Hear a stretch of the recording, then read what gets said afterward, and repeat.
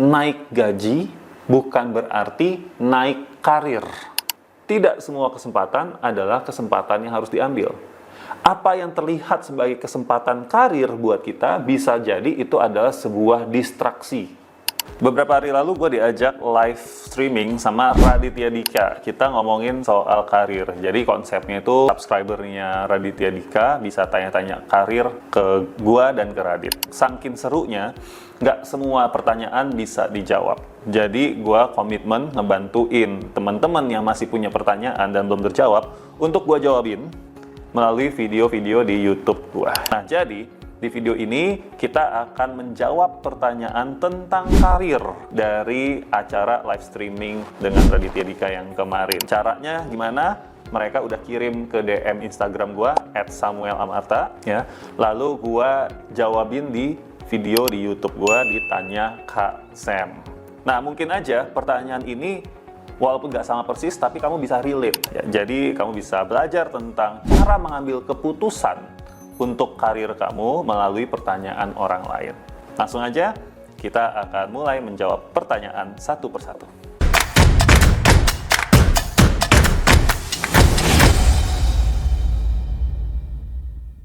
Yang pertama, katakanlah namanya Givari. Givari ini, dia kerja sebagai staff legal di sebuah perusahaan dan udah berjalan hampir 5 tahun. Tapi, menurut dia, jenjang karirnya tidak ada karena dia langsung lapornya ke direktur. Oke. Nah, lalu Givari ini akhirnya mencoba untuk apply ke tempat lain sebagai manajer legal. Tapi justru dia ditawarin untuk jadi sekretaris direktur. Dan ini merupakan hal yang baru buat dia. Dengan benefit gaji yang kalau menurut di sini benefit gajinya juga mungkin tidak terlalu berbeda jauh ya. Nah, jadi Givari ini cukup dilema. Pertanyaan Givari adalah, apakah dengan ambil posisi lebih tinggi tapi mulai dari awal dengan resiko yang besar, atau dia harus tetap di posisi sekarang di zona nyamannya? Jadi Givari lagi dilema, gua ambil nggak nih posisi sekretaris direktur karena menurut Givari ini posisi yang lebih tinggi, tapi baru, beresiko. Beresiko artinya kalau dia nggak bisa menjalani posisi ini, dia lebih mungkin untuk tidak dilanjutkan kontraknya. Atau Givari tetap ada di posisi legal yang sekarang, walaupun dia merasa tidak punya jenjang karir di sana. Sebelum saya jawab, coba deh teman-teman tulis dulu di komen ya.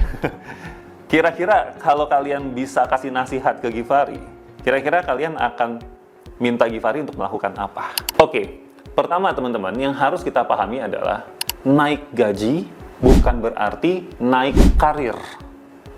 Kalau kita melihat ada kesempatan untuk naik gaji di posisi yang lain, bukan berarti itu artinya naik karir.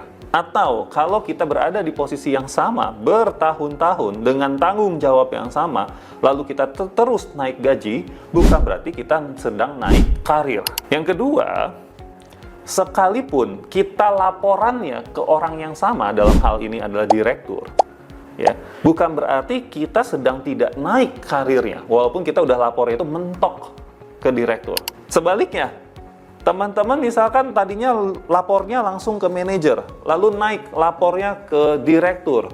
Itu pun juga belum tentu kalian naik karir. Nah, menarik ya. Karena naik karir itu definisinya buat saya adalah kalau kamu dipercayakan tanggung jawab yang lebih dan punya otoritas untuk mengambil keputusan yang lebih. Itulah naik karir. Contoh, kamu tadi staff legal. Mungkin nama posisinya staff legal, tapi dari tahun ke tahun, kamu ternyata diberikan kepercayaan yang lebih. Tadinya nggak bisa ambil keputusan tentang ABC. Sekarang, tahun depan, diberikan kesempatan untuk kamu boleh memutuskan tentang ABC. Nah, bagi saya, itu sudah naik karir. Apalagi kalau diimbangi dengan naik gaji. Ya, makin mantep tuh naik karirnya. Oke, jadi kita harus samakan dulu nih.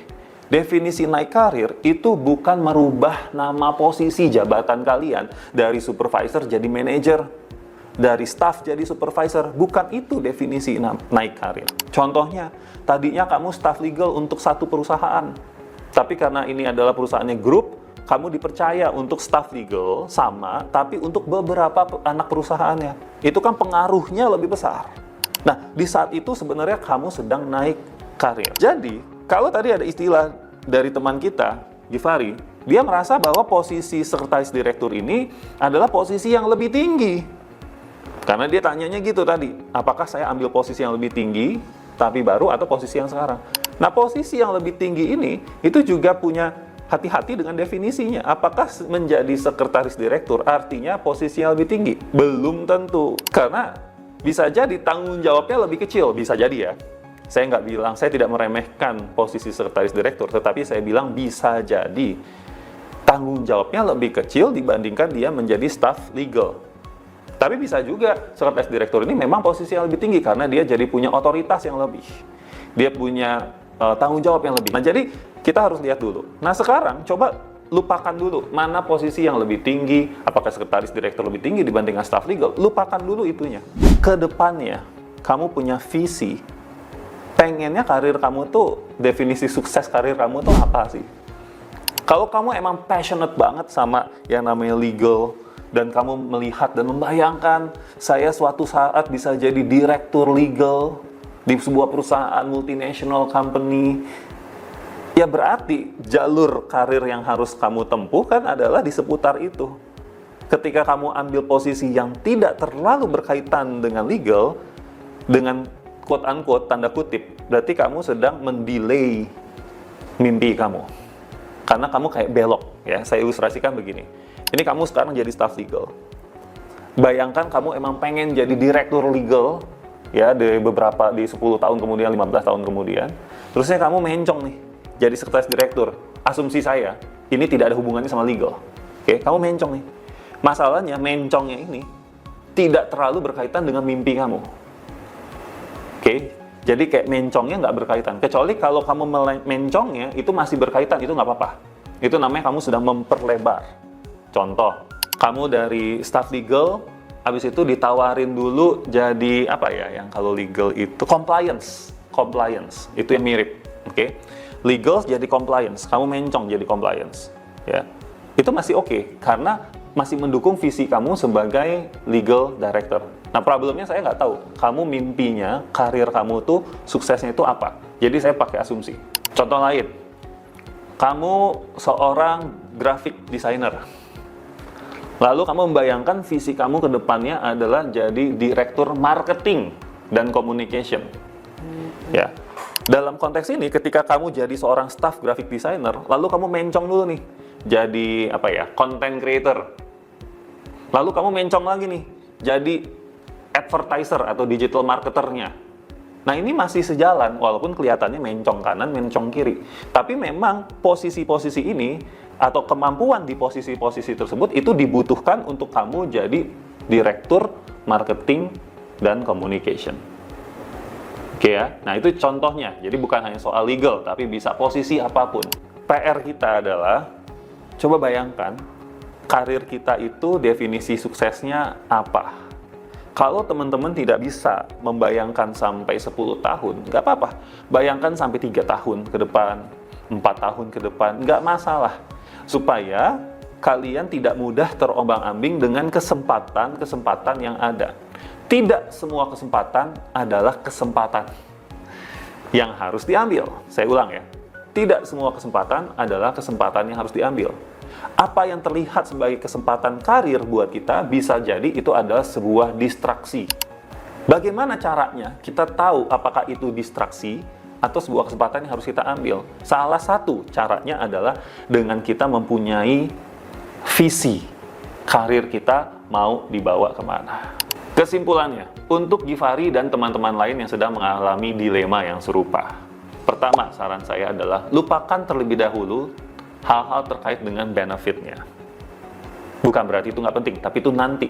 Hal yang kesekian yang harus kalian pertimbangkan juga. Oke. Tapi sekarang, yang harus kalian tanyakan ke diri kalian sendiri adalah, dalam sekian tahun ke depan, saya melihat diri saya itu sukses kalau apa? Ya, coba lebih spesifik, sespesifik mungkin. Ya, entah itu jabatannya, entah itu perusahaannya seperti apa yang kamu bayangkan, tanggung jawabnya, bukan hanya nama posisi, tapi tanggung jawabnya. Kamu udah bisa dikasih tanggung jawab apa? Kamu udah bisa dikasih otoritas seperti apa? Ya, coba kamu bayangkan itu. Nah, setelah kamu bisa membayangkan itu, kamu evaluasi opsi sekarang yang ada akan membantu kamu untuk menuju ke sana atau tidak. Atau ini hanya sebuah distraksi untuk memperlambat kamu menuju tujuanmu. Jadi, saya nggak bisa jawab, Givari harus ngapain. Sebelum kamu, Givari, tahu sendiri apa yang menjadi visi untuk karir kamu. Ya. Nah, semoga dengan pertanyaan ini, teman-teman bisa belajar sesuatu. Ingat, di sini tujuan saya adalah untuk melatih kalian mengambil keputusan karir. Bukan memberikan nasihat karir. Ini beda. Kalau saya kasih nasihat karir, saya akan jawab, Givari, kamu harusnya tetap di perusahaan kamu yang sekarang. Tidak, bukan itu yang saya mau. Tapi saya melatih Anda, kalian semua, untuk mengambil keputusan untuk karir Anda sendiri. Dan kalian tahu apa yang terbaik untuk kalian karena kalian yang jalanin. Ya, baik, kalau menurut kalian ini membantu, jangan lupa untuk subscribe dan juga nyalain notifikasinya. Karena setelah ini ada banyak video-video karir yang juga akan kita buat. Sampai jumpa di video berikutnya.